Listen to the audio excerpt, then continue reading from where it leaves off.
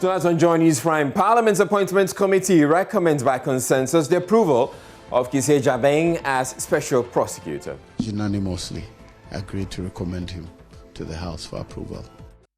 The nominee, however, says he has no intention to end corruption, but promises to make it a costly venture. There is no way I can stop corruption. God himself will not even acclaim to that. But I am going to make corruption very costly. Parliament's Privileges Committee is meanwhile expected to meet on Monday to determine how to go about the contempt case brought against the same Central MP Kennedy Ejepong. Monday, we'll have a Zoom meeting because in that case, everybody would have the opportunity to participate from wherever he is. So that decision will be made by the committee. Kole Klote Municipal Assembly destroys structures it says were illegally sited in Osu and its environs amid accusations by residents they were not served notice. In business, Ghana Stock Exchange in the final stages of developing digital infrastructure to allow potential investors and fund managers to access information and also make listings.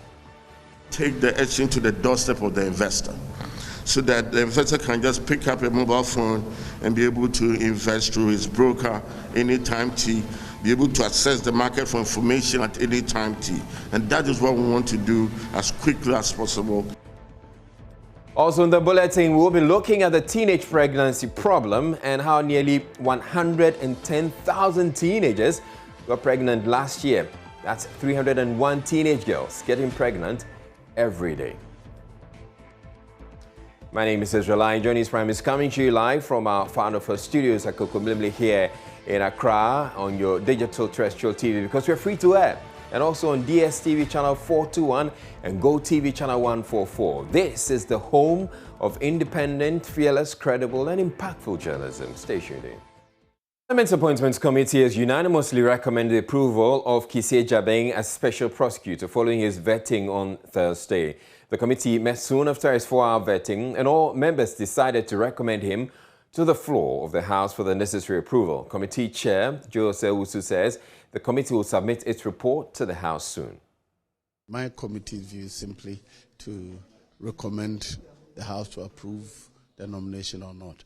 As to how other people value or view his answers, I'd rather leave it to them. I just stay within the rules and just make recommendations to the House. We know you met in camera soon after. Has he been recommended by the committee for the necessary approval? Yes, the committee unanimously agreed to recommend him to the House for approval. Well, Special Prosecutor nominee Kisei Jabeng Thursday appeared before Parliament's Appointment Committee as part of processes to succeed Martin Amidu, who resigned after 3 years in office. He was quizzed on a myriad of issues from succeeding Martin Amidu, the independence of his office, his anti-corruption strategies, and his involvement in the Japa mineral royalties deal. He told the committee, among others, he had no intention to fill the shoes of his predecessor. He says though he has no intention of ending corruption, he plans to make it a costly venture.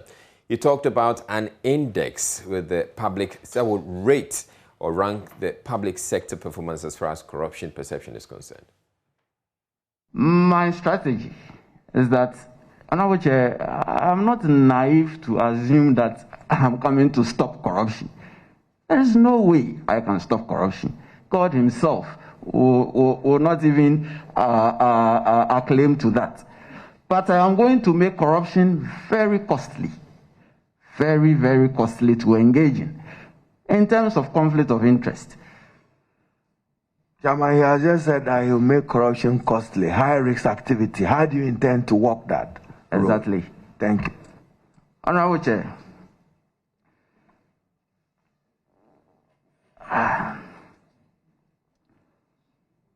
First, I'm going to institute what I call pressure for progress. And in this quest, there will be a systemic review of all public agencies. What was the word you I said I have termed it pressure for progress. Pressure for progress. Yes. Very well. I thought. Mr. Jabeng also dismissed claims by Martin Amidu linking him to the Japan deal, saying they are uninformed.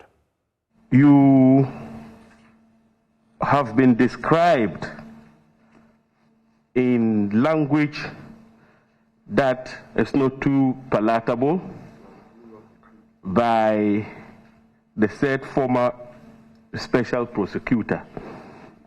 Now, in it, he says that Mr. Kisi Ajabeng is a surrogate of a law firm. Then he goes on to further implicate you as one of the key architects of the botched Ejapa royalties transaction. Now, if you juxtapose these allegations with the role of special prosecutor as an entity that ought to be independent, you have your would-be predecessor, that is, if given the nod, describe you in such language. Honorable nominee, what is your take on this? Are you a surrogate of anybody? Honorable Chair, then before I go on, there's one more disclosure that I have to make in respect of Honorable Member Busa North. I was actually the chairman at his wedding reception.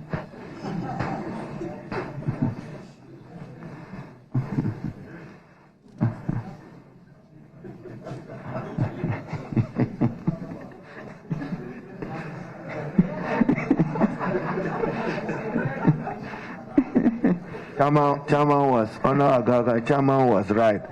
That he almost said that, yes, I do on your lips too. Honorable Chair, if I may answer. Whoever says I'm a surrogate of a law firm or implicates me in the Japa transaction clearly does not know me. Because if you know me, you wouldn't make such allegations. And so all these things that came up, I took it as coming from uninformed positions. Because I was not involved in the Japa transaction in any form or manner, by any stretch of the imagination, however fertile. As for relationships, as I just disclosed, the fact that I was so close to you at some point in our lives will not give you, or you not give me a free pass because of that relationship. And that is why I'm here. And if there is a matter, I'm not going to say because I know one person or the other, I'm going to give the person a free pass. I certainly will investigate. But the truth of the matter ought to be told. I wasn't involved in the deal. I was nowhere near it. Indeed, until it started coming up, I didn't even know what it was. In other news, Parliament's Privileges Committee will meet on Monday to decide modalities for its probe of the contempt case against Asing Central MP Kennedy Ejapong for calling for the beating of Erastus Cesare Donko. Committee Chair Jose Owusu tells Joy News the meeting on Monday will also decide whether witness testimonies will be heard in public or in camera. Tamale North MP Al-Hassan Suyini, whose petition to the Speaker triggered the probe, will likely be the committee's first witness. Mr. Owusu says the MP will determine which witnesses he wants to call to prosecute his case and whether Erastus will testify. The process is a committee meeting. I've asked the clerk of the committee to organize a Zoom meeting of members of the committee so that the meeting will decide on what day we will do a hearing, consideration of the referral, and then it's the meeting that will determine whether we'll do a public hearing or we'll do an in-house session. You've always done public hearings. We recall the case in connection with him when he said Parliament was cheap or foolish. Is that the more likely situation with this particular one? You're making me speak for the committee. I only chair the committee, but the decisions are made by the committee. So that's why I said that on Monday we'll have a Zoom meeting, because in that case everybody would have the opportunity to participate from wherever he is. So that decision will be made by the committee. Is it likely Rasta Saradonko may be invited to come testify before the committee eventually? Well, it depends on the petitioner. From what I observe, it's a member of the House who petitioned Mr. Speaker. So it is the petitioner who will appear before us. If the petitioner decides that he needs somebody else, whoever, to assist in prosecuting his case, why not? Remember, this is, when it comes to the Privileges Committee, it's more or less a trial. So our process is no different from the court. So whatever or however you prove your case, we only be guided by the rules of the House, nothing more. Does the committee actually have powers to apply any possible sanctions when you are done with a hearing on this particular matter? Committee of Parliament is only a committee of Parliament. You make recommendations to the House. So yes, under the rules of Parliament, whatever recommendations that are permissible under the rules can be made by a committee. But whether the House accepts or not, the recommendation depends on the House. There is the Parliament's Act, which regulates what kind of punishment can be enforced if a member is charged with contempt or abuse of privilege. Yes, so it's the law that will determine what we can do. Some have predicted it's likely to amount to nothing, because you've seen it before, him being summoned to the Privileges Committee, the hearing being done and nothing happened. For those who hold such a position, what will you say to them? Nothing. That's their prediction. That's their view. It's always, people are entitled to speculate on any matter. But what we will do will come, whatever conclusions we come to, will be put before the House. Is that not? It's not open to me to assume that the House will deal with my report this way or that way. Mr. Owusu says the MP's latest attacks on Alassane Sunyini is not yet a matter before the Privileges Committee. The committee does not take on any matter on its own. A committee is a committee of the House, and a committee of the House may deal with matters that are referred to it by Mr. Speaker. So we are on our own, cannot take on any matter. If anybody has any issue, he will petition Mr. Speaker, and then if Mr. Speaker considers it worth investigating, he will refer it to the committee. But if witnesses decide to adduce that as part of the evidence or their cases against the alleged contempt, no, they probably are allowed to do that. Well, there's a matter before us. If there's evidence that will assist whoever, the petitioner, to prove his point, why not? But it doesn't add additional value. The same one petition that is before us, and that is what we're dealing with. The family of the murdered social activist at Ejura says the victims of the June 29 violence must necessarily get the justice they deserve. The murder of Ibrahim Mohammed, also known as Kaka Macho, sparked disturbances leading to the killing of 2 people and injury to 6 others last month. A 3-member committee set up by the Interior Minister to probe the disturbances in Ejura is expected to present its report to government after it heard witnesses on the matter during a 12-day public hearing. Ohiming Tia of our security desk has more. The murder of Kaka Macho by unknown assailants on June 26, 2021 sparked further disturbances in the Ejura township. 2 people were killed in cold blood as irate youth protested the murder of Kaka, who was ambushed and attacked as he entered his Ejura Dagomba Line family house. The family of the slain fashion designer was among 22 witnesses who appeared before the Justice Kumsin Committee. Nafiu Mohammed is the spokesperson. Based on the letter given to us, served by the Interior Minister, you realize that it was only talking about the circumstances that led to the shooting on the 29th. The murder of my brother It's not part of their framework. It's not part of their work. But since there was a discussion within the limit of the traditional council and the Zongo chiefs for us to attend, we did attend. And we also testified to the limit of the family. The family says any financial compensation for the wife and children of the slain activists will be welcomed. We are only seeking justice for those souls that have been lost and those injured. My junior brother who has been amputated and the other guy who has a bullet through his spine, who is still at Konfanochi, we need justice for them. Kakai's children also need justice, because I know it is the committee that will recommend any benefit. We are not interested in the monetary aspect of it. The value of Kakai's life is more to even any money you give it to us. Up to now, if we are not getting any help, we can still take care of the children. Only what we are seeking is justice for those children, those affected. Everybody has to be brought to book. You cannot just come face civilians who are unarmed. Any police, any military man should say that there was a shot from the crowd. It's quite disgusting, because there is no any video evidence showing that. For those military men who shot, actually they know those who shot, but by the description and the video Erastus brought out, there are people who aimed to the crowd to shoot. So those who shot, let's identify them, let's punish them. Meanwhile, 3 suspects arrested in connection with the murder of Ibrahim Mohammed are expected to make their second appearance in court on Thursday. Fuseni Alasa, a butcher, Ibrahim Isaka, also known as Enyas, and Idi Mohammed, also known as Choboros, ticket seller and blacksmith respectively, were remanded into police custody on July 2, 2021.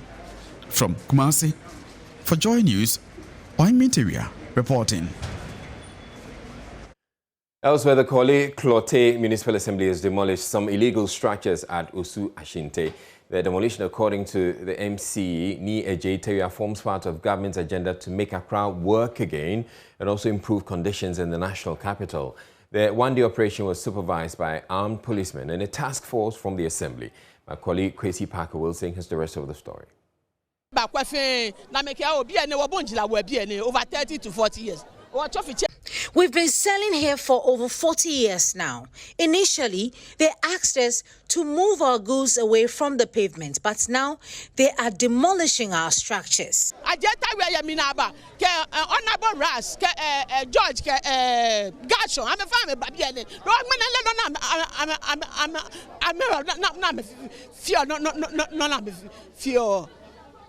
The authorities were here to tell us that my grandmother started this kinky business and now it's become a family business. We don't understand why they are doing this now.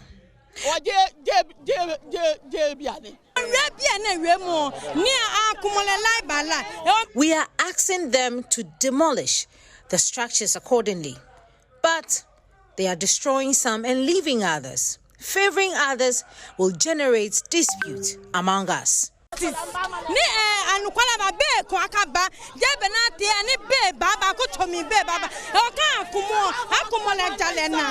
the traders at Osu Ashante lamenting over the demolition exercise carried out by the Korle Klottey Assembly. A task force set up by the Assembly demolished illegal structures on pavement. According to the victims, the Assembly failed to notify them before the execution of the exercise. The SFO chair, Siswafoso III, described the exercise as bad faith. The MC himself came here with some of his members, came here and told them not to come to the roadside, but all of them should go back. But it seems the exercise which is going on has changed altogether, because what they were told, they were all asked to come to the office. They all went there and they had a discussion with the MC. What the MC told them that they shouldn't come to the road itself, but they should all go back a little. But today what we are saying is different from what the MC told the women who are selling along the roadside. But the MC for the area, Ni Ajeteria, disagrees. According to him, the traders who had encroached on pavement were given notices ahead of the start of the exercise. In fact, for Osu Ashanti area, we even planned to go there last Friday. It's just that we couldn't get to that point. They've been giving notice. The traditional authorities are aware. For example, was it Friday or Thursday, the Neman Claro for Osu came here to engage. The assembly members are aware. And like I said, in some cases, they come together, we spend time with them, and then in some cases they are able to get us to give them extra time. So all that is being done. Yes, that is true. So you agree that you're going to ask them to push We ask them to push. Yeah, okay. And those that do not comply, we have to make sure make sure they comply by removing their structures out of pedestrian walkway. Our kids from school, going to school, walk on the streets, in the middle of the streets now, and that is not good. The MC also observed that the decongestion exercise will continue unabated. He tells Joy News the task force will visit areas where traders have mounted illegal structures. It's not going to be a 91 day? No, it's not going to be. I can assure it's not going to be. So tomorrow you are going to hit the street, next week you are hitting the streets? Yes, it may not be every day. Okay. Once we've done this period that we are having to do, in some cases, the first time over a period of years, right? After that, once we've done the whole municipality, after that, where they come back onto the street, then we'll go back and clear them. Watching Journey's Time, we're taking a break, but in business coming up, Ghana Stock Exchange, the final stages of developing digital infrastructure to allow potential investors and fund managers to access information and also make listings. The exchange to the doorstep of the investor, so that the investor can just pick up a mobile phone and be able to invest through his broker anytime T, be able to access the market for information at any time T. And that is what we want to do as quickly as possible. Also in the bulletin, we will be looking at the teenage pregnancy problem and how nearly 110,000 teenagers got pregnant last year. That's 301 teenage girls getting pregnant every day. School kakra, school makwa muhade, na mijalo musejuma. I wasn't doing well at school, and so I dropped out. Stay tuned in, we'll be back in a bit.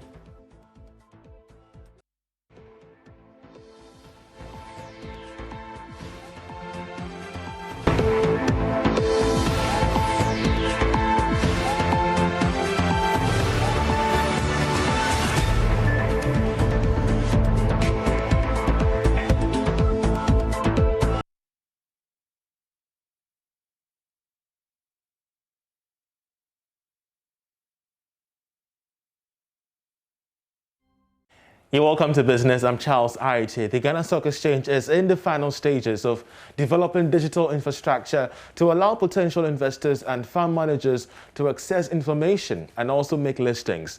Now, this is part of measures by the exchange to increase investment in the market and make it easily accessible for all. The Managing Director of the Ghana Stock Exchange, Eko Afeji, disclosed this as a workshop for pension fund managers in Accra.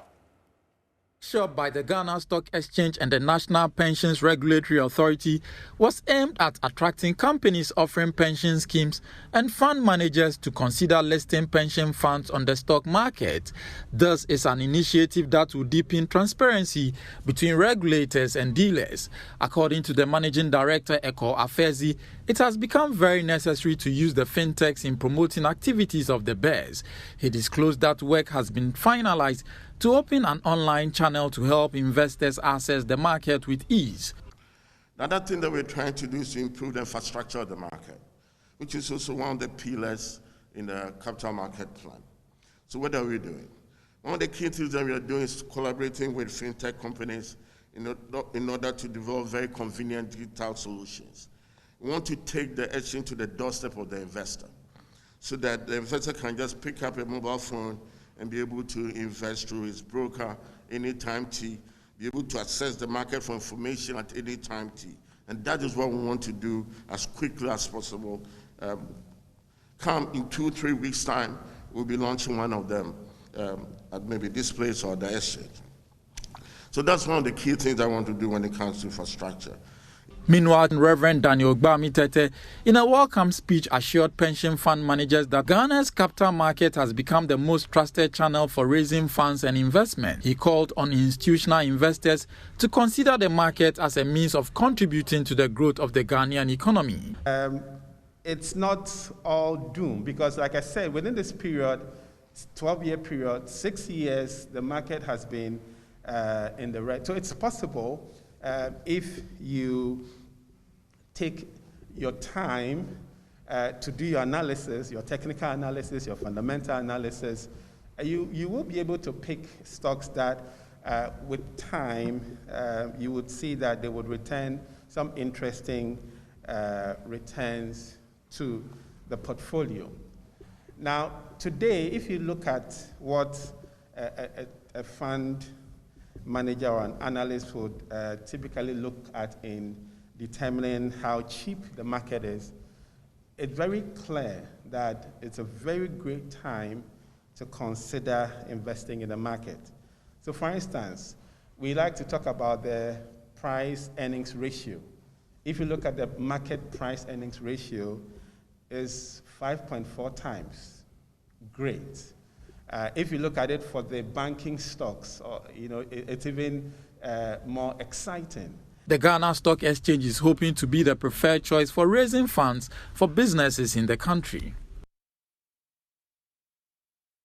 Has commended GCB Bank for and steadily increasing dividend payments to government and other stakeholders despite the challenges. Now, this follows 14.5 million cedis dividend paid by the bank to the government in respect of the 2020 financial year amid COVID-19.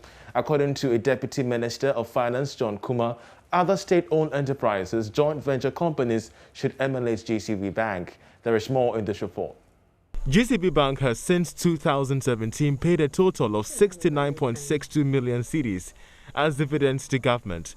A Deputy Finance Minister, John Kumar, said GCB Bank has shown consistency in growth despite the slowdown in economic growth.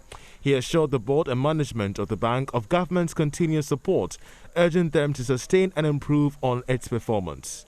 GCB Bank Limited at 68 has posted a number of impressive results. In 2020, the bank's total income grew by 25% from 1.573 billion in 2019 to 1.968 billion despite the COVID. From 2019 to 2020, despite the COVID-associated impact on businesses and the economy in general.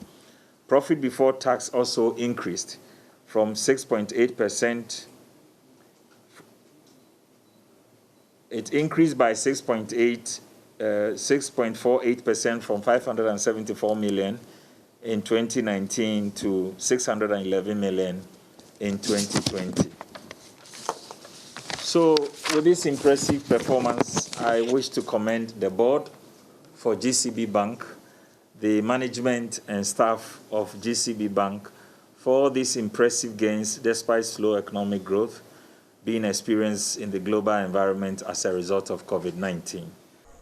Managing Director of GCB Bank, Kofi Edumako, for his part, said despite the challenging year of 2020, GCB always led the path by providing support for the economy and all Ghanaians. He adds that the bank will continue to support the economy by providing support to businesses to recover post-COVID-19. The future looks very bright. Despite the challenges, we at GCB see things differently. We see opportunity in the challenge. As the biggest indigenous bank in Ghana, we are well positioned and reminded of our responsibilities, that we are national assets, we have a rich heritage, and we have to help drive the economic agenda of our great country. So GCB will continue to focus on developing indigenous businesses. We'll continue to focus on aligning ourselves with what the government wants to achieve. And we'll continue to help Ghanaians in general develop their businesses and stay competitive in these difficult times.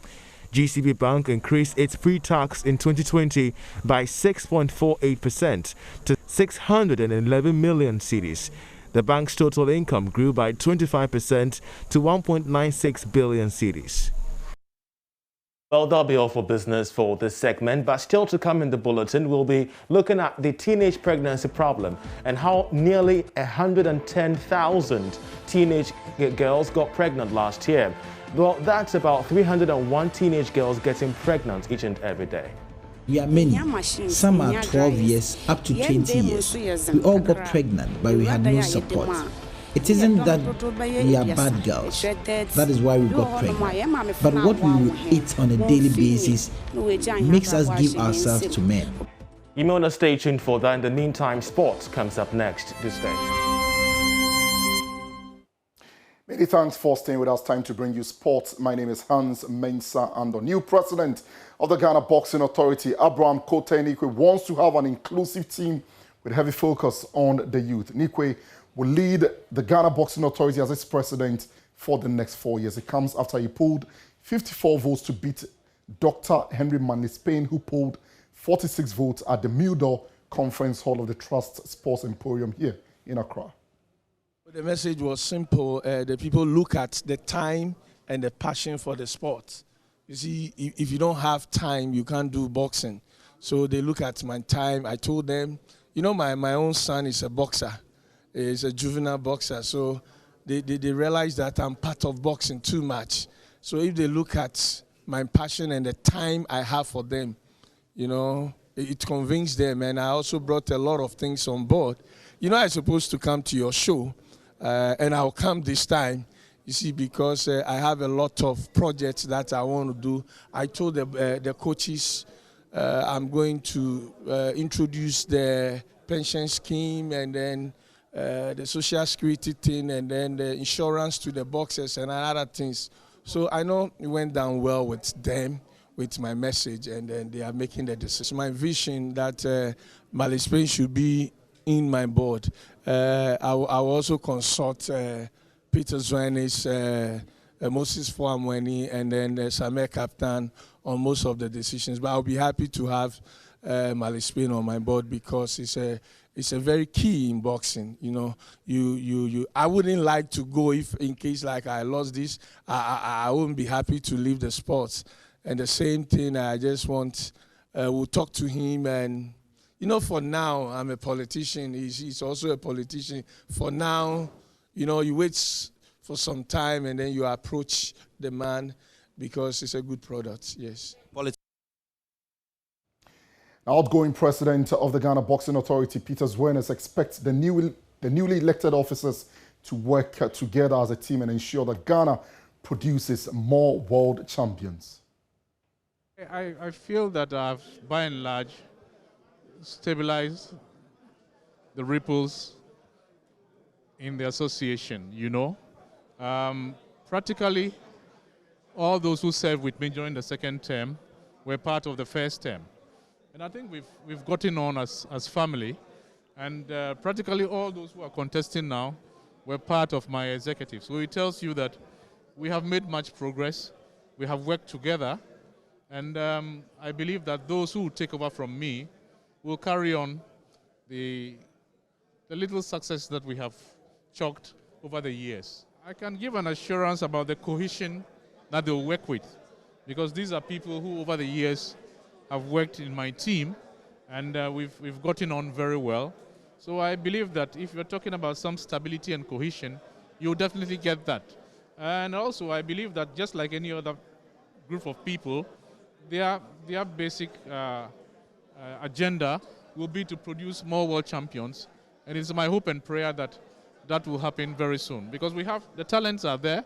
Of course, Isaac Dogwe and Richard Comey are fighting to take back world titles. Emmanuel Tego is on the sidelines waiting to have a shot. There are young ones there. Emmanuel Plange is coming up for a world title shot. So I believe that all things being equal, we should be able to go back to where we belong. And that's it for this installment, but still to come later. We'll bring you the lowdown on Andre Dedeayu's move to Qatari side Al Sadd.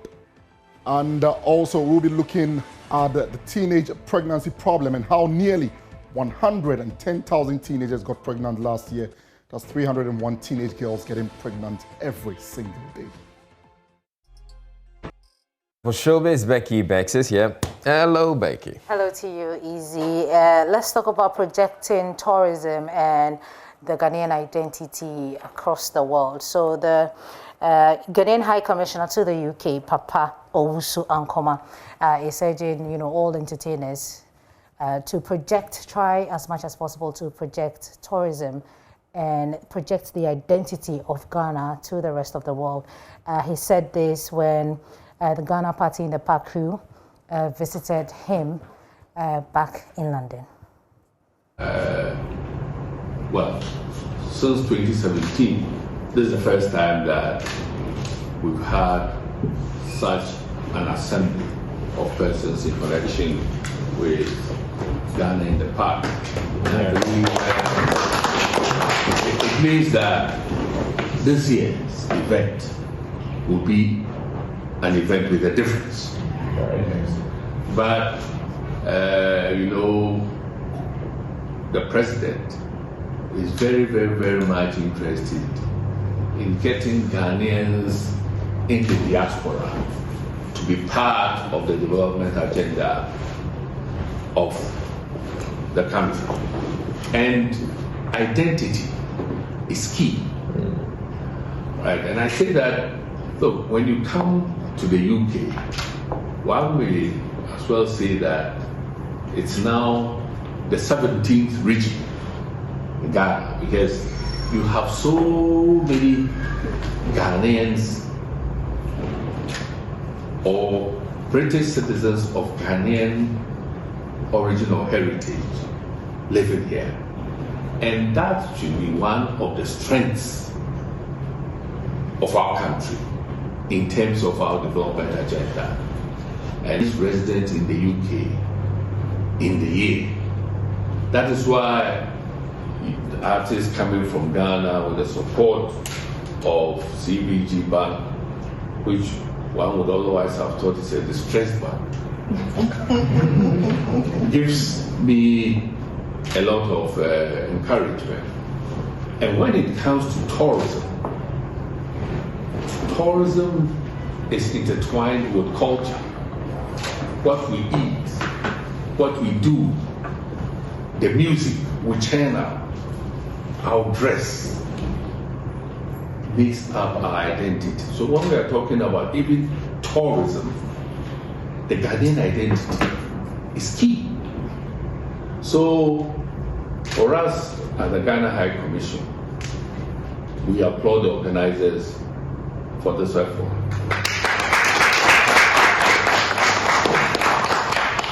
And we hope that, All right, so yeah, we're hoping that they listen and But the bit about a lot of Ghanaians being in the UK, it's true. There's so many.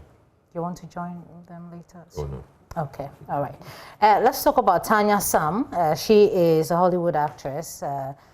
Most of you will know her from the Real House of Atlanta. Okay.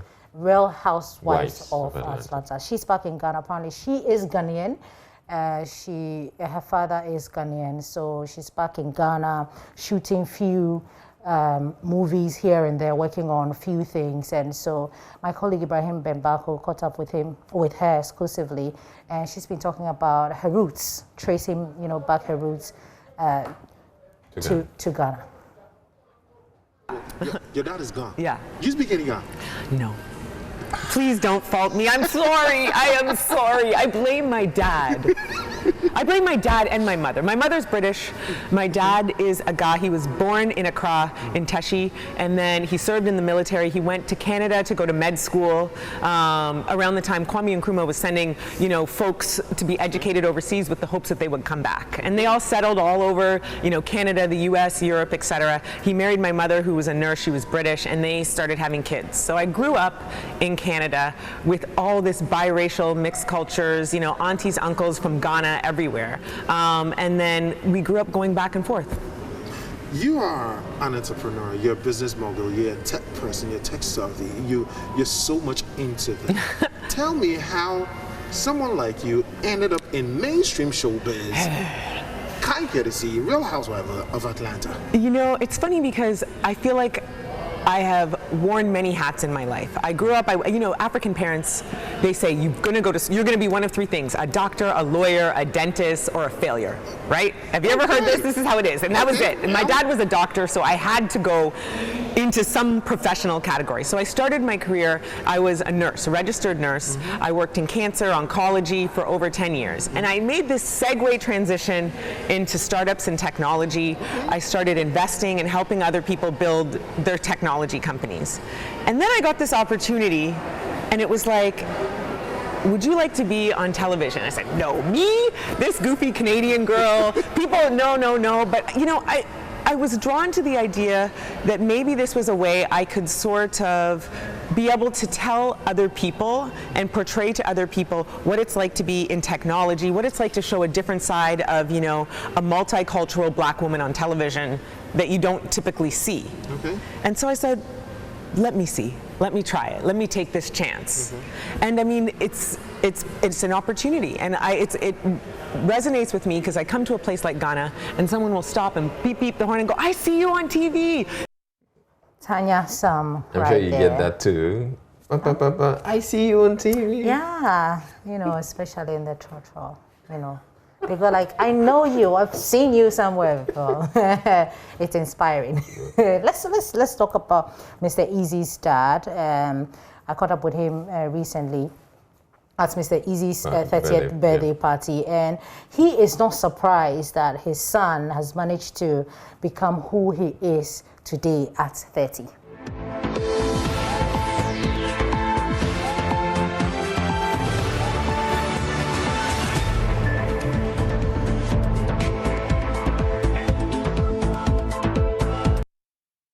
Now, teenage pregnancy is still a major challenge despite government efforts to reduce its incidence. Data from the Ghana Health Service shows the year 2020 saw as many as 109,888 teenage pregnancies, which translates into 301 teenagers being impregnated every day. Now, let that sink in. Essentially, by this time of day last year, we would have been counting 301 teenagers getting pregnant. You can further break it down to 13 teenage pregnancies every hour. The situation is particularly serious in the central region, which saw 10,301 girls getting pregnant, with the youngest girls to be put in the family way being as young as 10 years. There's a silver lining, though. As a victim of rape and teenage pregnancy herself, has been able to pull through the situation and establish a foundation that's taking care of 400 teenage girls in the Ebura Sebu Kwamankese district. Akosia has relied on farming to feed and sponsor these girls in school and also to put them into apprenticeship. We'll shortly be looking at addressing the teenage pregnancy phenomenon in a bit.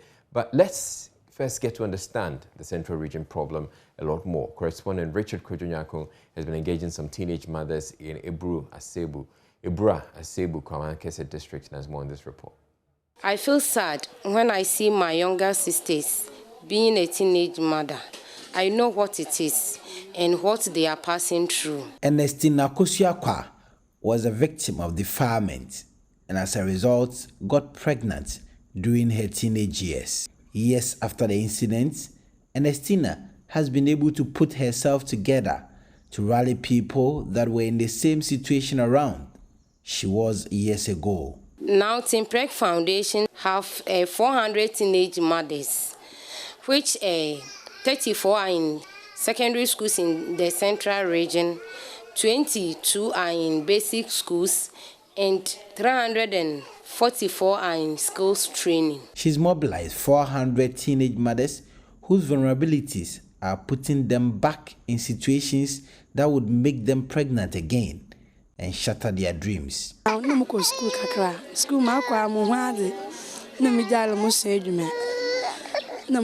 wasn't doing well at school, and so I dropped out and decided to learn some apprenticeship, but hunger was killing me.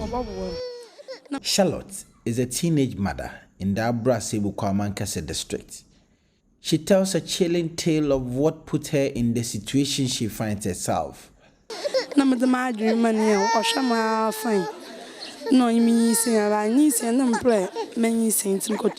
I got a guy who told me he would help me. I gave myself to him and he got me pregnant. But I decided to terminate the pregnancy. I thus went to buy a 70 Ghana cedi drug to terminate it. I tried and tried, but I couldn't terminate the pregnancy. So I had no option than to give birth, and Team Preg Foundation came to my aid. The struggle for survival. Her colleague, teenage mother, Jennifer, shares her ordeal and why she desperately needs some skills to become independent. Obi 12 years up to 20 years. Yenyinsen yem bebre ne yenyinsen na yenya aboafo. Ebi wo no ma ye ma me nyiko ye ma me efim. Onya de bia ye mo fama bone nti na ye konyinsen yon. Onam ma ye bezinti.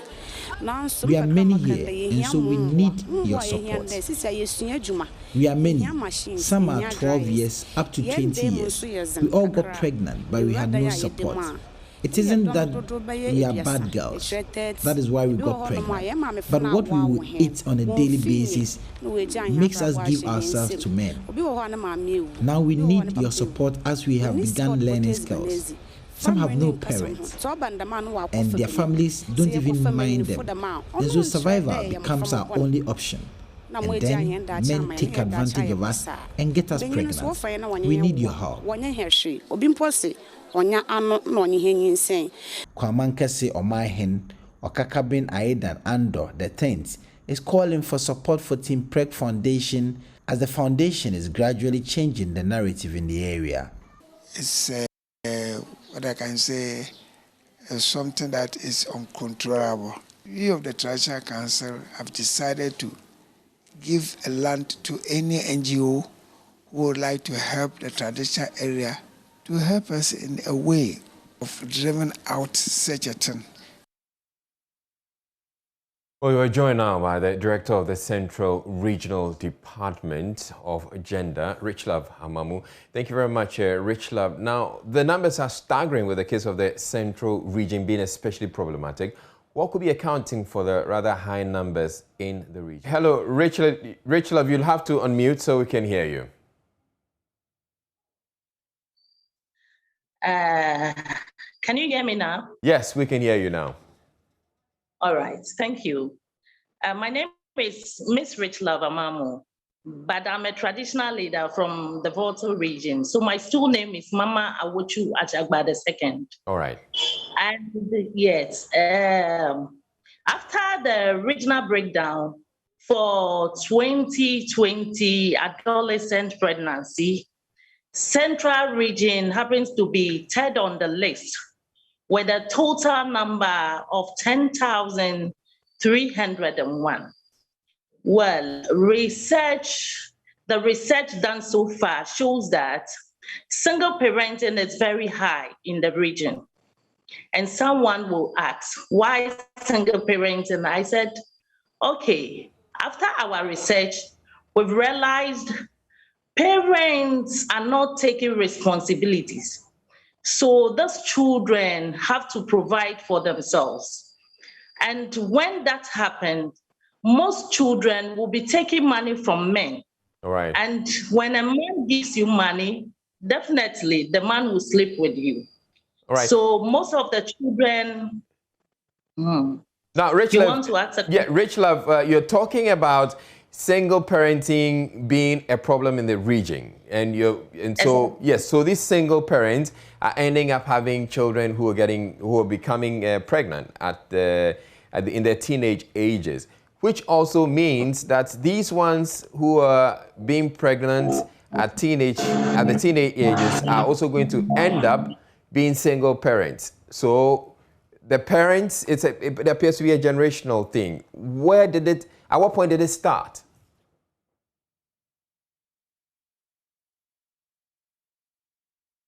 Where did it? You're asking where did it start? So I'm just saying that we seem to be having single parents giving birth to more single or children who are going to end up being single parents. So at what point did this generational thing start? So do you know something?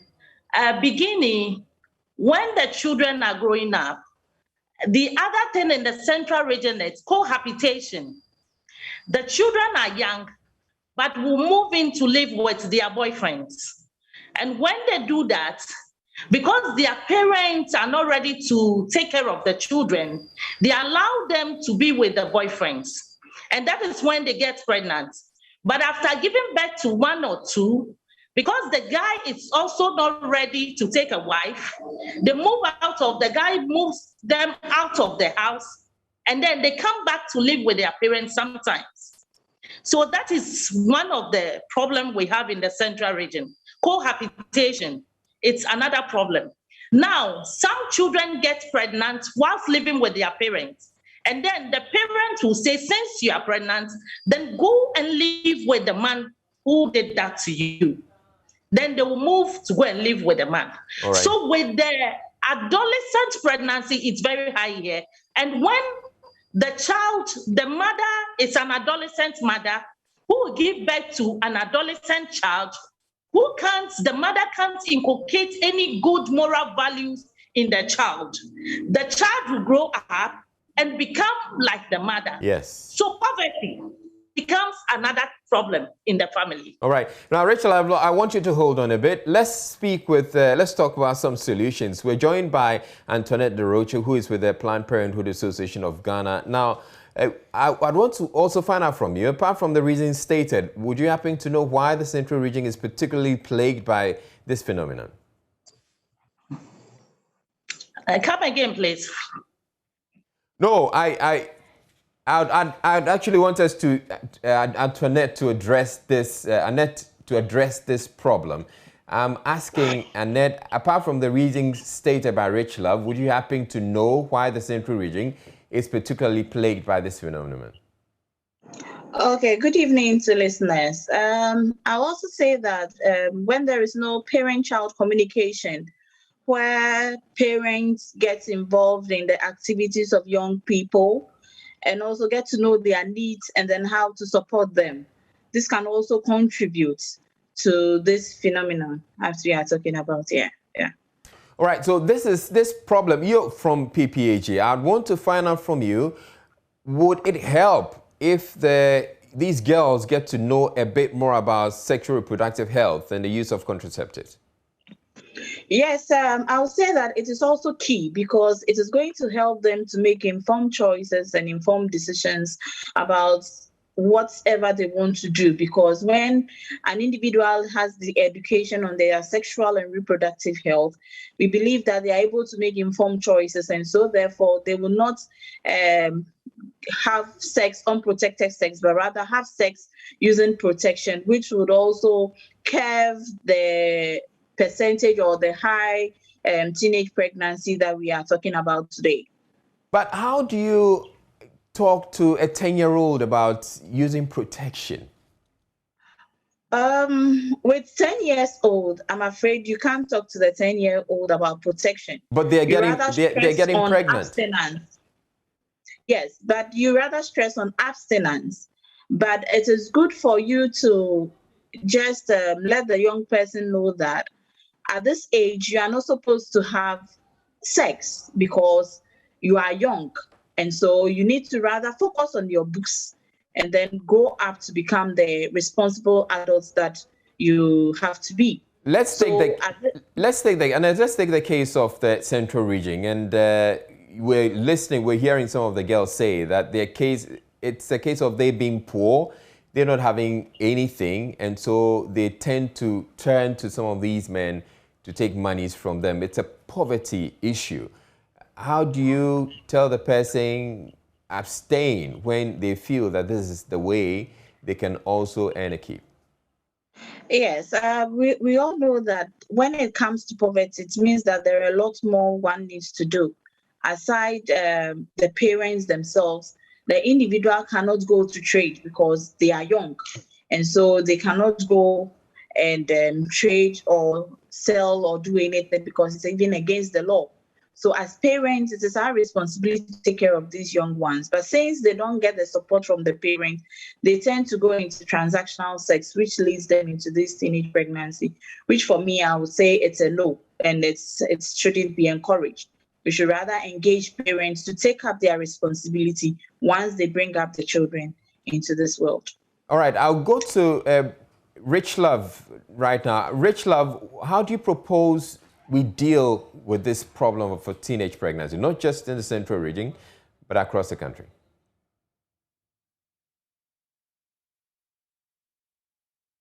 Hello, Rich Love, you have to unmute.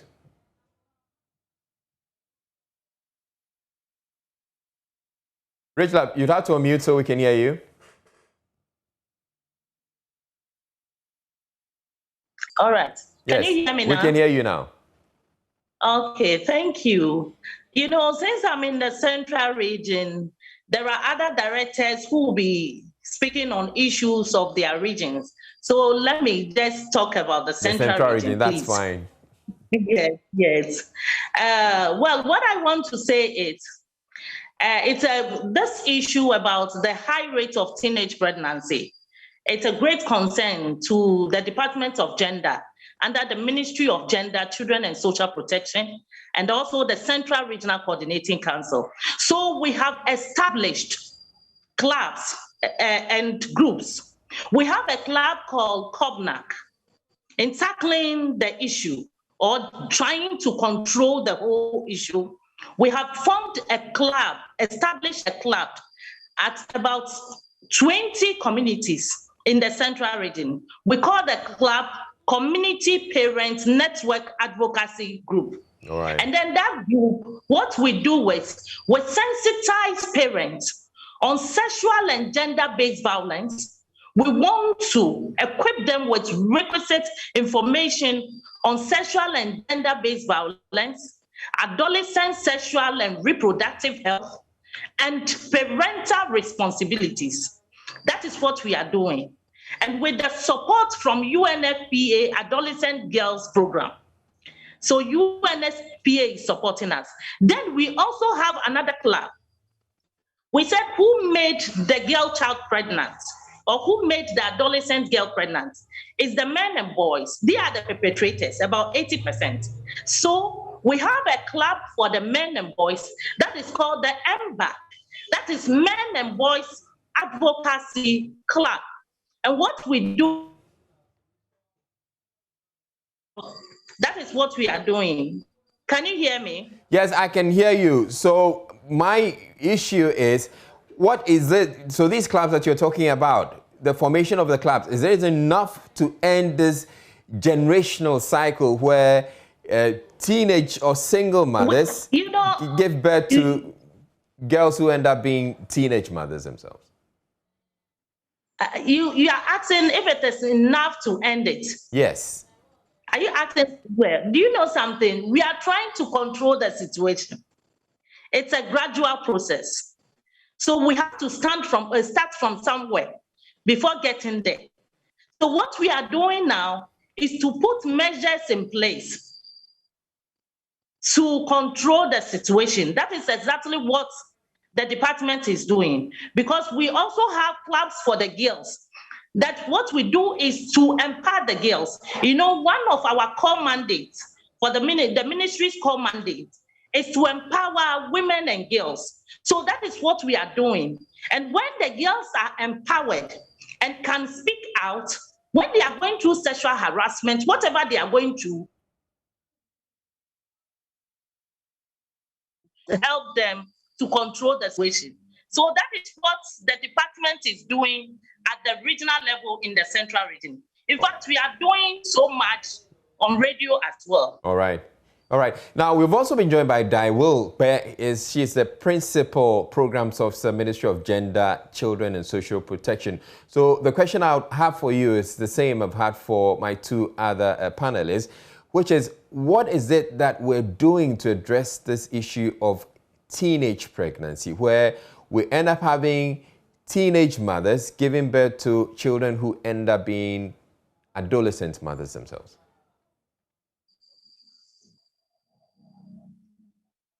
Please unmute, Daiwil.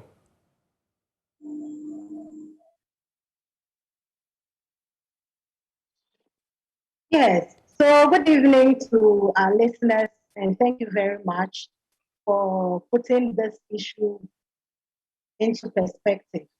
I think teenage pregnancy has been an issue that is plaguing all of us. And as a country, we are also working towards achieving the Sustainable Development Goals by 2030. And critically, to empower all women and girls by 2030. And so when you look at the current situation we have at hand, it is something that should be of concern to all of us. Because when you extrapolate to the next 9 years, you realize that we may be having 1 million girls getting pregnant before 2030, and we may not be able to achieve that goal. So what are we doing? Yes. What can we do? The causes of teenage pregnancy is varied and it's multifaceted. And so for that reason, in 2017, there was a comprehensive framework developed by the ministry to address issues of teenage pregnancy. And this strategic framework is supposed to be a 4-year strategic framework. And it has 4 strategic objectives. The first one, to empower the adolescents themselves. The second one is to empower community stakeholders to ensure that they are also playing their part. If you listen to all the causes, the reasons given for teenage pregnancy, you realize that we need diverse approaches to handle it. And so, as Rich Love said, we have a lot of intervention at the adolescent level. We are doing a lot to empower the adolescent girls. One, we have started mentorship activities. Now, for the mentorship activities, one thing we have realized is that most adolescents are more comfortable talking to their peers when it comes to issues of sexual and reproductive health. And most of them are influenced wrongly or are given wrong information by their peers. So the mentorship activity is supposed to empower them to be able to give accurate and timely information to their friends who might end up pregnant. One of the issues that you see running through is the issue of poverty, that these girls say they don't have anything and so they tend to engage in transactional sex. I'm yet to hear what it is that is being done to address that particular challenge. Okay, so Israel, there are a lot of stakeholder intervention, not only by the Ministry of Gender, but we work together with CSOs, NGOs, and others. And one of the things we want to encourage is that parents take up their responsibilities as provided in the Children's Act. But the parents will also say they are poor and not in a position to take care of their kids. You see, Israel, I have been in the Central Region for 6 years. And one of the things I'll say is that sometimes it's about prioritization.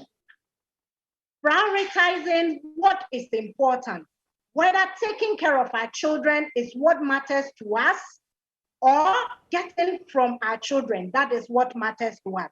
I think that was the reason behind the COPNA and as Rich Love spoke about, to get the parents to understand their responsibilities, prioritize the needs of their children, and be able to address it. One. Now, we also work with other NGOs, CSOs, and other organizations who are into skill training for these girls. But as we all know, we cannot reach out to all these girls. And so we need the parents to also take up their part of the responsibility. Then together we work to address this canker. All right, Daiwel, thank you very much. Unfortunately, we don't have enough time to exhaust the conversation, but thank you very much for making time to speak with us. Daiwel Pe is the Principal Programs Officer at the Ministry of Gender, Children and Social Protection. And then we also had Director of the Central Regional Department of Gender, Rich Love Amamu, and Antoinette Daroche, who is with the Planned Parenthood Association of Ghana. Thank you very much for making time to speak with us. But moving on, For many years, a 61-year-old farmer with visual impairment, Lawrence Demabu, vowed never to beg to survive. He tilled his land tirelessly to put food on his table daily. He had a dream to build a decent house, but he could not afford it. The good news is that after a Joy News story, a philanthropist surprised Lawrence with a decent house, replacing a weak mud house. Jojo Kobna has more in this heartwarming report.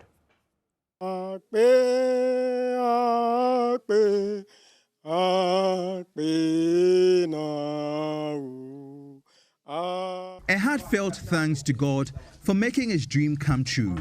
Lawrence Demebu, a 61-year-old visually impaired farmer, now owns a decent house. He could not find the right words to express his happiness, so he burst into a song.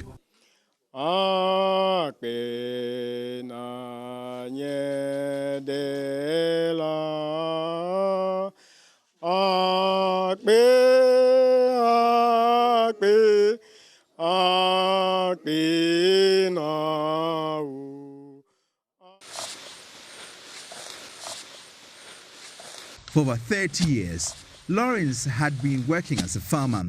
He carefully navigated his farm in Liati, in the Afajato South District of the Volta region daily, for long hours to put food on his table and many other families. But all he had to show for his hard work was a weak mud house. Lawrence had planned to build a decent house for himself, but he could not afford it. So as proud as he has always been about not begging for anything, he finally caved in and appealed for a decent house. The CEO of KCS, Susanna Kujo, and her friends mobilized funds to put up a one-bedroom self-contained house. Susanna said she could not ignore the appeal from Lawrence when she watched the news. I was touched that a man who is visually impaired can go to farm on his own and do all this without begging on the roadside. So I asked myself, should there be a storm and the building is even collapsing on him, because he's visually impaired, he may not even notice. We went back quickly, we put resources together, and we started the project here. Lawrence's building has a mechanized borehole, a water storage tank. The president of the Afajato Blind Union, Konucho Kafui, thanked all the people who responded to Lawrence's appeal. Fortunately, last year, Joy FM on multimedia came to our rescue, and we did a story. And as you can see, it's a self-contained, one bedroom self-contained, but we have a borehole also being constructed by a group in UK known as a Novinho Group UK. Yeah, they constructed the borehole, and we also have a stand with a poly tank also being donated to us by AV Union. Lawrence finally finds his words and thanked all the people that made his dream come true. Indeed, a truly happy ending.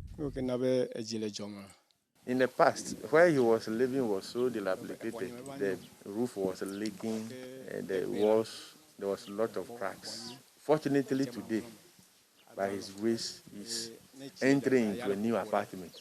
So that is why he's happy.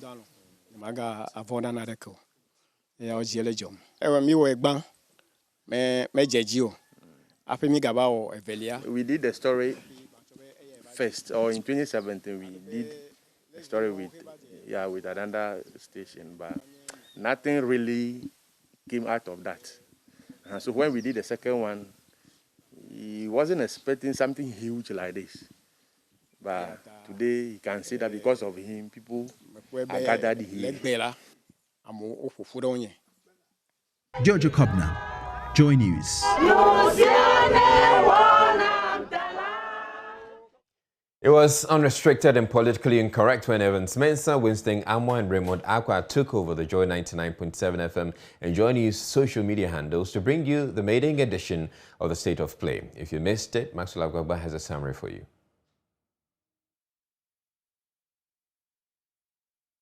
Many of Many of you joining us on our live feeds. It's on Facebook channel. It was a no-holds-barred conversation on Joy News social media platforms. As head of our political desk, Evans Mensah, his deputy, Winston Amwa, and head of research desk, Raymond Akwa, decided to play it like it is done on social media on the first edition of State of Play. Your argument, Raymond, is essentially that he did nothing wrong to come to Parliament yesterday. Was built again at the time when a simple case of accounting for what you spent on the trip. It's taking more than two. Listen, the procedures of Parliament are clear on that. They know what they approved. Hold on. Section 62 says that questions may be asked of ministers related to public affairs which they are officially connected.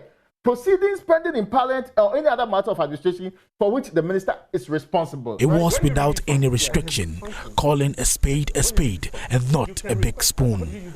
Now, first and foremost, I have stated and I insist that the minister who is in charge of health should resign.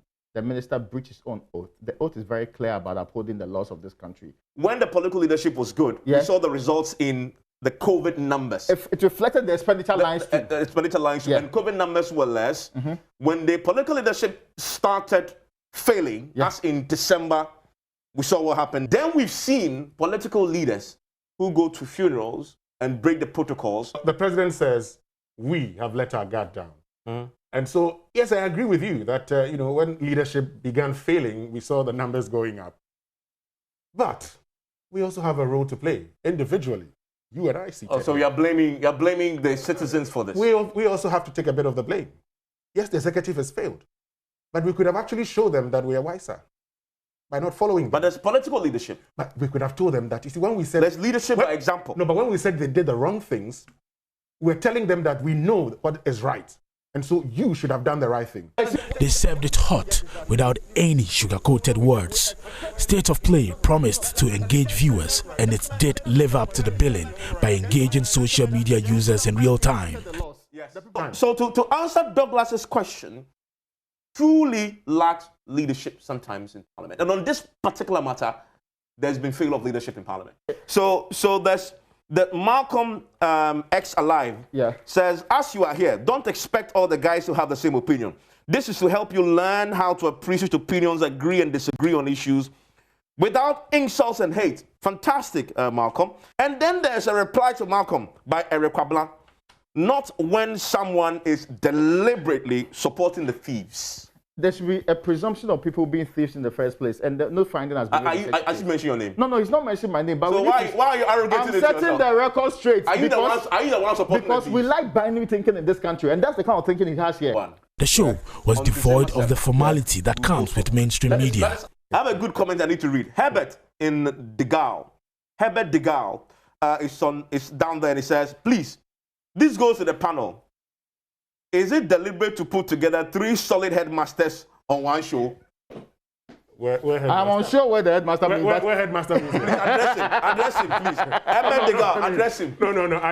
I mean, if what Herbert is thinking, then you probably put together 2 headmasters. So are you counting yourself out of the heads? I'm out of this. Until next week, Thursday at 2:30 p.m. when the team comes your way again. Listen, we're going to end, but of course the conversation continues on our pages. Do I need to outro myself? I don't need to. You know my name. You know his name. You know, if you struggle, just say the heads. And you're sorted. Right, I still don't get the heads bit too myself. But it's emerged the Minister for Health, Kwekwaji Mamenu, signed a $30 million contract with a healthcare firm, SP Global, for the supply of Sputnik COVID-19 vaccines without first seeking advice from the Attorney General. Director of Legal Services at the Ministry, Nusa Yusuf, told members of the Parliamentary Committee probing the Sputnik vaccines contract they relied on early advice from the Attorney General on the contract with Dubai-based Sheikh Maktoum to sign the SP Global contract. The ranking member on Parliament's Health Committee, Kwabna Minta Akando, says the explanation does not add up. We're asked to provide advice by Attorney General, the Honorable Attorney General, on SL Global's agreement, our agreement with SL Global. we do not have an advice specifically on that, but we were guided by the advice given in respect of the Maktoum. Did you send a specific referral in respect of SL Global as well to Honorable Attorney General, or to your mind, the advice in Maktoum is to apply mutatis mutandis? That is so, the second part. We wrote to Attorney General on the 10th. We got the advice and they were just, the circumstances were very similar and were really guided by the same principles. Thank you, Honorable Chair. Council, do you know that some of the terms and conditions in the two agreements are different? Are you aware? I am aware, Honorable Chair.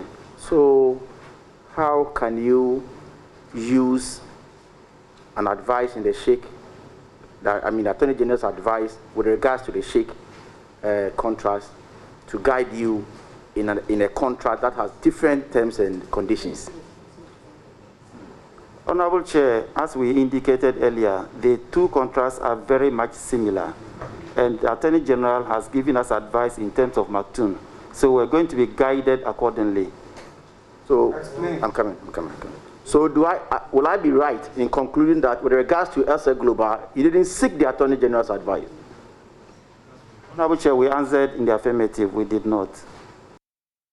Well, Foreign Affairs Minister Shirley Ayoko Botchwey has told Parliament diplomatic engagements aimed at getting Sputnik vaccines directly from the Russian government have not been fruitful so far. Responding to questions on the floor, she explained letters to the Russian government and personal engagement with officials have yielded no result.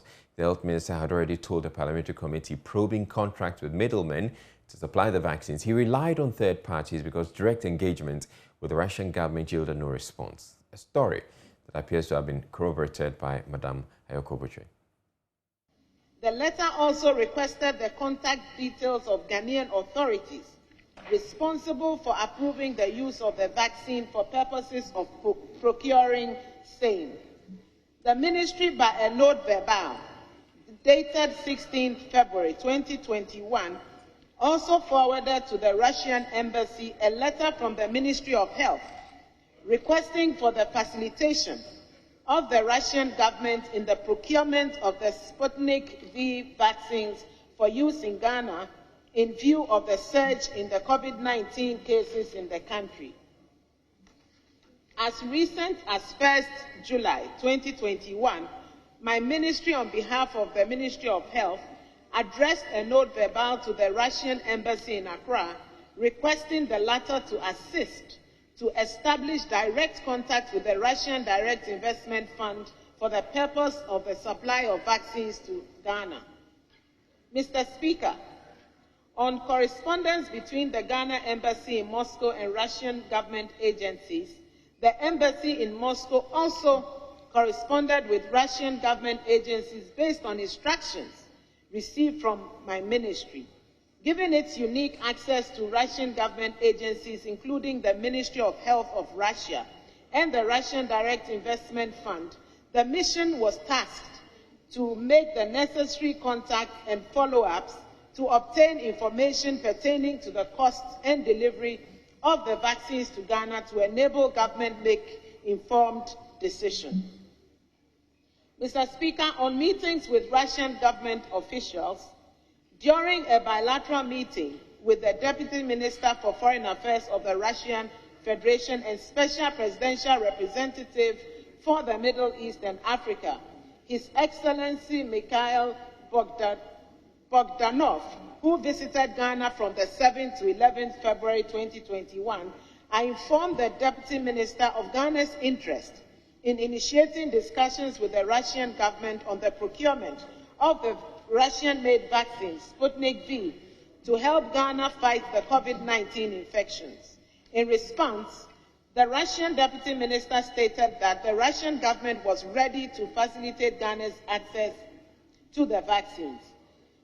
Furthermore, when the Russian Deputy Foreign Minister paid a courtesy call on the President of the Republic, His Excellency the President Nana Addo Dankwa Akufo-Addo seized the opportunity to request the Russian Deputy Minister to facilitate the supply to Ghana of the Sputnik V vaccines, following its approval by the Food and Drugs Authority of Ghana as suitable for managing the spread of the COVID-19 pandemic in Ghana.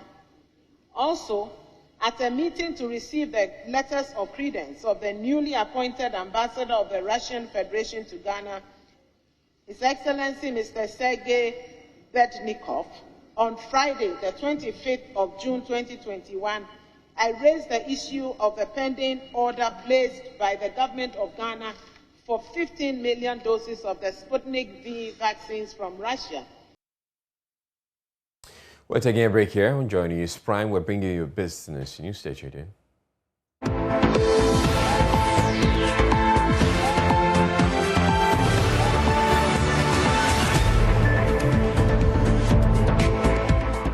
Yeah, welcome to business. Ecobank Ghana and Proparco, the public finance institution of the French government, have signed a 50 million cedi partnership to support micro, small and medium enterprises recover swiftly from the effects of COVID-19. Now, this will come as a big boost to operations of many SMEs which suffered from the ravaging effects of the pandemic. There is more in this report.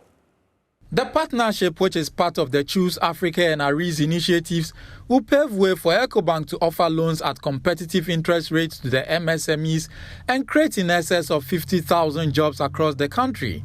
Managing Director of Ecobank Ghana, Dan Saki, says the loans will go in a long way to build their capacities and expand market opportunities for the MSMEs. We at Ecobank are particularly very interested in the new addition, which is the Choose Africa segment of this portfolio. Okay, because one, it comes to complement the effort that we are trying to put in, not just in providing financing, but also in building capacity, also in helping expand market opportunities. These are the areas where we think SMEs try to stand to benefit most, because after providing the financing, if we don't expand the market opportunities, if we don't introduce them to other markets, it can be in the same town, it can be in the same city, it can be in the same country, but then it provides the ability to grow their businesses and not only grow but also sell. Mr. Saki later told Joy Business the funding is coming at a crucial time to aid the recovery of MSMEs. COVID has hit, and one of the sectors that has suffered most is SMEs. One, in terms of the disruption in their value chain and the need for them now to rebuild it, to be able to rebuild capacity. So having funding that allows you to help SMEs expand capacity and to rebuild lost supply chains is important in helping the recovery, not only of the sector, but also of the economy. As you know, they are one of the major contributors to employment in the economy. Country representative for Proparco Ghana, Pascal Kwasi, said his outfit is happy to partner Ecobank to roll out these new initiatives specifically designed in response to the COVID-19 crisis. Micro businesses and SMEs are important to Proparco. And the reason is that these companies are a building block to the economy and create about 60 to 80% jobs in Africa in the formal sector. Unfortunately, this company growth are impeded by some obstacles, including lack of capital, poor governance, problems with clients, suppliers, subcontractors. It is therefore important for international development institutions to step in to support these companies by first providing capital and second, technical assistance, capacity building. French ambassador to Ghana, Annie-Sophie Ave, also said the French government will continue to play a leading role in the development of the Ghanaian economy. We need to have economic activities all over Ghana. This is a matter of growth, it's a matter of creating jobs, but beyond that, it's a matter of security. We see in countries that are threatened with terrorism and instability, one of the ground for that is that in some areas, in some very large areas, territories of those countries, the state isn't there. There's no jobs, there's no companies. So occupying the whole territory with jobs, growth, wealth, and something that people will be proud of and will want to help thrive. They feel they belong to it, and they feel it is actually feeding them, their villages, and beyond. That is one key strategy to tackle also the issues of security. Proparco and the EcoBank Group have a long-standing history of supporting the private sector in West Africa with a focus on small and medium-sized enterprises. Following an analysis of financing data research by EcoBank, companies with less than 200 employees affected by the pandemic will be eligible to apply for loans with maturities ranging between 12 and 60 months under the Choose Africa initiative. As expert and former technical advisor to the Ministry of Finance, Tanya Sam is advocating for a national consensus or bipartisan approach as the solution to Ghana's rising debt stock. According to him, the only way to fix both the country's ballooning debt and high budget deficit situation is for two major political parties to come together in an agreement to define a strategic plan to deal with the matter. He spoke to Joy Business at the launch of his Inside Out book. Ghana's budget deficit situation has been described as a structural problem. According to finance expert and former technical advisor to the Finance Ministry, Dr. Tanya Sam, Ghana spends more than its resources, a situation which has compelled authorities to borrow. He therefore wants the two major political parties to agree on a roadmap to clear the debt stock. We're in a debt situation that economists would call a structural situation. Structural in the sense that it's built into our budget system. We are spending a lot more than we have resources for, so there's always a deficit that has to be financed by borrowing money. And we're not going to be able to solve that problem easily until we get a national consensus.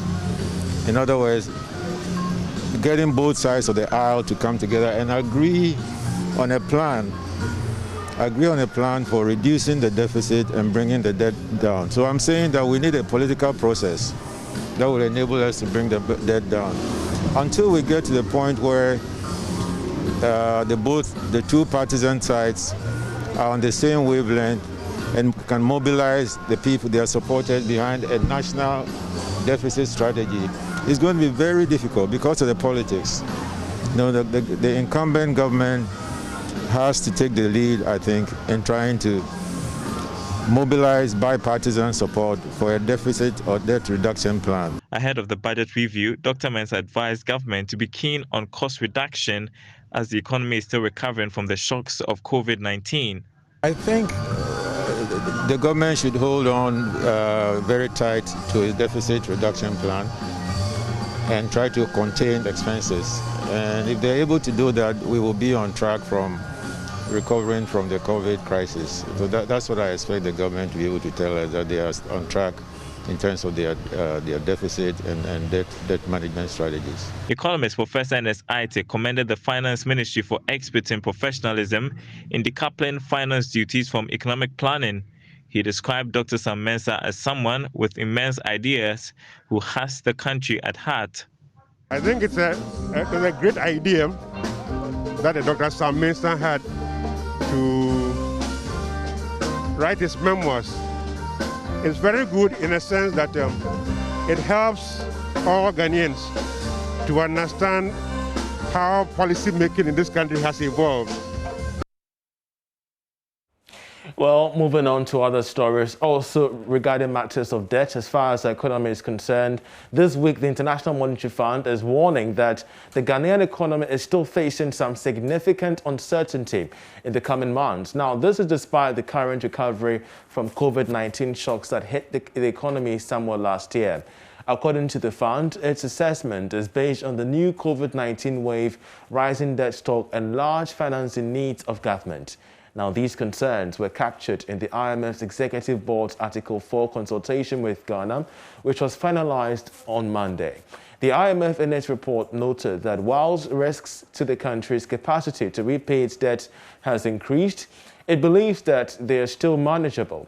It also maintains that the debt will rise further this year, crossing 80% of GDP by December 2021. Now, the Article 4 consultation are done by the fund to assess the health of member countries, including that of Ghana.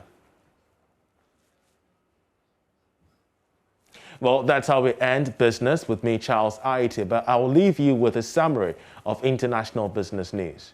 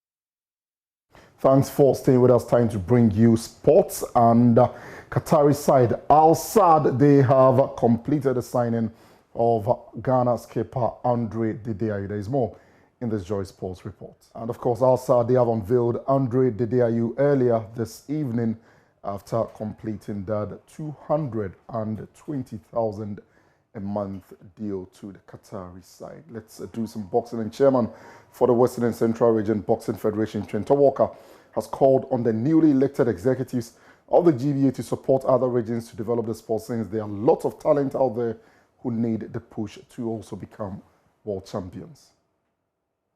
All the concentration is on Greater Accra, is all the time Greater Accra region.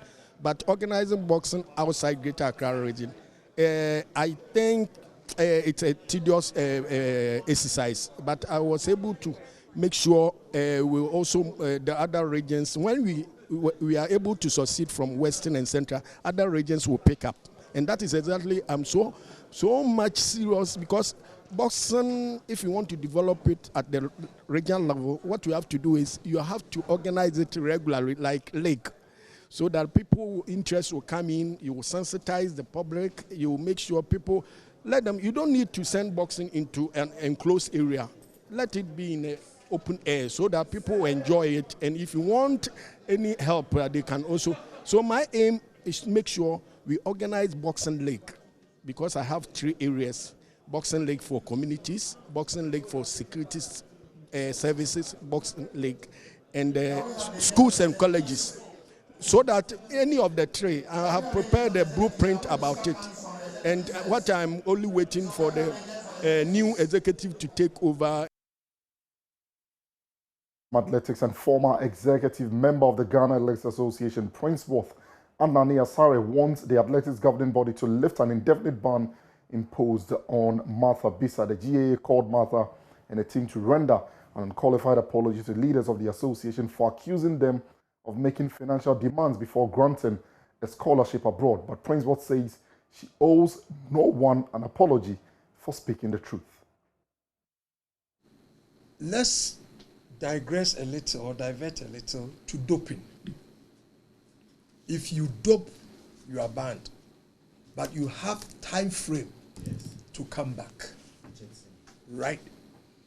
Now, there's nothing and there's nowhere in the Constitution that matter should have been banned. The whole issue started when His Excellency, the former president, President Mahama, handed the brown envelope to Martha. In the process of doing, Jodu collected it and dropped it. And then after the whole thing, the video is there. It's there. And the whole thing, the mother asked Martha, where is the money? Because the mother and the father were present.